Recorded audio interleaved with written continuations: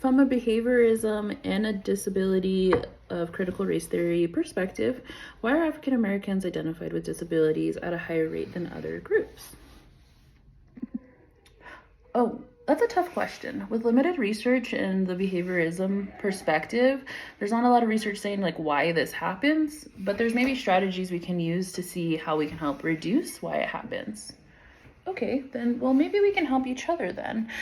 Because from my perspective, there are some theories as to why this happens, and then we can use your approaches and suggestions on how we can teach and kind of move away as to why it's happening. And so, yeah. Well, first off, what is discrit? It is the disability of critical race theory, and some say that the influences do come from Michael Foucault, and then it was later developed by Anama. And so with that, discrit is really just taking these two perspectives of racism and disability, or race and disability, and saying that they do intersect, and that if you do have these intersecting identities, there will be oppression and your experiences might be different. And so with this perspective, Fisher also discussed the exclusionary disciplines and practices in the United States that are used to disproportionately in punishment of Black students with their disability compared to white and Black students with or without disabilities. So I looked at both. And then with that along came Hernandez and Cannon. And so they discussed how a special education labeling ignores historical, emotional, spiritual, social, cultural effects labeling Blacks and Brown students with different disabilities. And so that is where a lot of this discrit comes from, and that's what I want to further explore within that research question.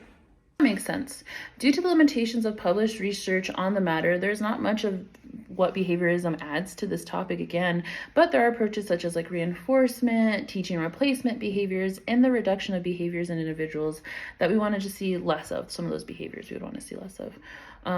So discrit, what would you say is the current reinforcement that the teachers might be receiving when they do refer an individual to go get their diagnostic evaluation completed and all of those other things? Well, I think that when the student is placed in a different environment, then the teacher is typically not interacting with that student anymore at that same rate. And so that might have some effect on it. Okay, so it sounds like to me that some teachers that you're referencing right now might be receiving some positive reinforcement, because when the student that they referred is no longer present in that environment or like in their classroom, they might continue to refer any of these students that might have behaviors that they might not know how to deal with or that they might seek additional support in. Yes, that sounds correct. That does sound correct. Racism and prejudice may develop through three basic direct contingencies or principles. So there's that respondent, operant, and observational learning. So that we would then suggest that if the school system takes a step back to further look at what's going on and look at those three different contingencies that are going on, I think we would we'll be better able to understand why African Americans are referred at a higher rate. Another behavioristic approach that I would like you to maybe consider discrit is something called ACT. What is that? What's ACT?